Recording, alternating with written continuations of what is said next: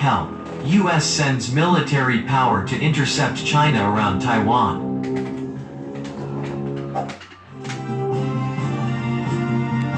The Trump administration has dramatically increased the number of freedom of navigation missions. Over the past 2 years, the United States has dramatically increased the number of U.S. Navy aircraft carriers and destroyers sent into the South China Sea as a freedom of navigation show of force missions to remind the Chinese government that the U.S. considers the Western Pacific and the South China Sea as a part of the oceans of America and its allies. Additionally, in 2020, the Trump administration ratcheted up tensions with China over Taiwan by sending to Taiwan the highest-ranking U.S. officials in over 40 years. The Chinese government has responded with the largest naval exercises in its history and sending flights of 18 aircraft to the edge of Taiwan's air defense zone. China considers Taiwan as a renegade province that will be eventually subsumed by China. In 1979, while President Jimmy Carter severed formal diplomatic ties with Taiwan and formally recognized the People's Republic of China, the U.S. Congress passed the Taiwan Relations Act, which is the basis for Washington's relationship with Taipei. It includes the provision of selling military weapons for Taiwan's self-defense. The law does not require the United States to defend Taiwan if China attacks, but it also doesn't rule it out, a policy known as strategic ambiguity. To the anger of the Chinese government, the Trump administration has increased contact with Taiwan in a variety of ways. After the 2016 election, President Trump spoke by phone with Taiwanese President Tsai Ing-wen in what is believed to be the first time a U.S. president or president-elect has spoken directly with a Taiwanese leader since at least 1979. Additionally, over the past 2 months, the United States has ramped up its confrontation with China by high-level official visits to Taiwan. U.S. will intercept Chinese military around Taiwan-Dan South China Sea to prevent new conflict with Taiwan. For the first time in over 40 years, a cabinet-level U.S. official visited Taiwan when Health and Human Services Secretary Azar went to Taiwan in August 2020, a visit that some consider a Trump administration's jab at China for not being forthcoming with information on the coronavirus. Most recently, on September 17, Undersecretary of State for Economic Affairs Keith Krach visited Taiwan for a 3-day visit, the most senior State Department official to go to Taiwan in 4 decades. In response to Undersecretary of State Krach's visit, on September 18, the Chinese government flew 18 military aircraft to the edge of Taiwan's air defense identification zone. 1 day later on September 19, the Chinese government sent a 19-aircraft armada consisting of 12 J-16 fighters, 2 J-10 fighters, 2 J-11 fighters, 2 H-6 bombers and 1 Y-8 anti-submarine aircraft, with some crossing the Taiwan Strait midline and others flying into Taiwan's air defense identification zone off its southwest coast. Taiwan government scrambled F-16 fighters and deployed its air defense missile system.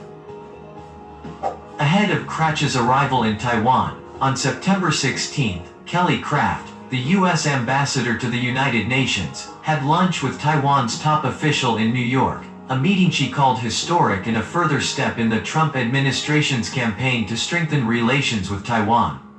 In mid-August, the de facto U.S. ambassador to Taiwan Brent Christensen became the first American official to participate in commemorations of Chinese attacks on the Taiwanese island of Quemoy. Taiwan is one of the top importers of U.S. weapons. The United States has sold military equipment to Taiwan since 1979. President Barack Obama signed off on 2 major weapons deals totaling about $12 billion. President George W. Bush approved 9 arms packages, worth approximately $5 billion, during his first term. President Trump has announced 2 major military sales to Taiwan. The first, approved in June 2017, was worth $1.4 billion and included advanced missiles and torpedoes. It also provided technical support for an early warning radar system. In October 2018, a second arms package, worth an estimated $330 million, was approved. We all want a future that matters. Let us begin. Also, in 2018, the United States unveiled $250 million worth of upgrades to its de facto embassy in Taipei despite Chinese objections. On October 13, 2020, Reuters reported that the United States plans to sell as many as 7 major weapons systems, including mines, cruise missiles and drones, to Taiwan as the Trump administration increases pressure on China. The U.S. Congress is also involved in the administration's support for Taiwan that is designed to increase tensions with China. On October 1, 2020, 50 U.S. senators of both parties sent U.S. trade negotiator Robert Lighthizer a letter urging him to begin the formal process of negotiating a trade pact with Taiwan. Such a move would likely anger Beijing, which sees certain partnerships with Taiwan as an affront to China's sovereignty. Besides pressure on China through its actions with Taiwan, in the past 6 months, the confrontation and competition between the U.S. and Chinese navies has increased dramatically. In response to increased U.S. military operations in the Western Pacific, China has increased its pressure on issues in the South China Sea, the East China Sea, Hong Kong and Taiwan. In the Pacific region, the U.S. has a very large presence, 121 military bases in Japan, 83 bases in South Korea, 4 bases in Guam, 5 bases in Oahu, Hawaii including headquarters of Indo-Pacific Command, one of largest training area in the U.S. on Big Island, Hawaii, a missile test range on Kauai, Hawaii, a missile test range on Kwajalein, Marshall Islands, 1 base in Northern Marianas, Saipan and Tinian, 1 base in Australia, and defense agreements with the Marshall Islands, the Federated States of Micronesia and Palau through the Compact of Free Association which covers a huge area of the Pacific larger than the land mass of the continental United States. The U.S. Indo-Pacific Command is responsible for U.S. military operations on over 52% of the Earth's surface, in 36 nations with more than half the world's population and 3,200 different languages and for 5 of 7 U.S. collective defense treaties. The Indo-Pacific Command has 375,000 U.S. military and civilian personnel. The U.S. Indo-Pacific Fleet has 200 ships, including 5 aircraft carrier strike groups, 1,100 aircraft, and 130,000 sailors and civilians. The U.S. Marine Corps Forces in the Pacific has 2 Marine Expeditionary Forces, 86,000 personnel and 640 aircraft. The U.S. Pacific Air Force has 46,000 airmen and civilians and 420 aircraft. The U.S. Army Pacific has 106,000 personnel in 1 corps and 2 divisions, 300 aircraft and 5 watercraft. There are 1,200 special operations personnel assigned to the Indo-Pacific Command. The U.S. conducts many land and sea exercises in the Pacific region. One of the most confrontational exercises is the Freedom of Navigation Operations or FONOPs, which are designed to challenge excessive coastal state claims over the world's oceans as reflected in the UN Law of the Sea Convention. The Department of Defense guidelines state that the U.S. will exercise and assert its rights, freedoms, and uses of the sea on a worldwide basis in a manner that is consistent with the balance of interests. The U.S. Freedom of Navigation operations in the South China Sea challenge China's construction of military bases on disputed atolls.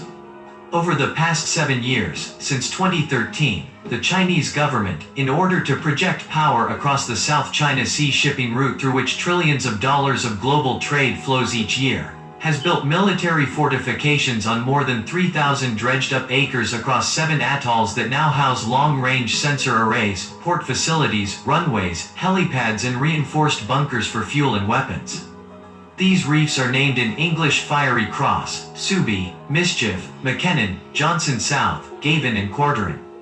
They are the only Chinese military bases outside of mainland China with the exception of one Chinese military base built in Djibouti on the Horn of Africa and the entrance to the Red Sea. Djibouti now has military bases from the US, France, UK, Japan, Saudi Arabia and China. Pence, I'm gonna lose this election unless I remind people how great, really great I am. I need a big foreign policy win, like when I took down Bin Laden. That wasn't you, that was Obama. I told you never to say that name here. Sick him. Take his eyes. There's a dangerous situation between India and China here in the Himalayas. It's a long-running border dispute dating back to 1842, when the Indians held off a Chinese invasion. Boring. Show me the fun way. We're China. We claim this land as part of our empire. No way. It's part of the Sikh Empire, which will one day be part of India. What do I look like? A Wheel of Fortune egghead? Dumb it down. Once upon a time, high on a mountain, there was a big hamburger. How big? 50 square miles. Jesus Christ. I want the hamburger. I want the hamburger. I want the hamburger. Exactly, sir. The problem is, there's only one hamburger. That is a tough situation. Mike, this problem has touched me deeply, very deeply.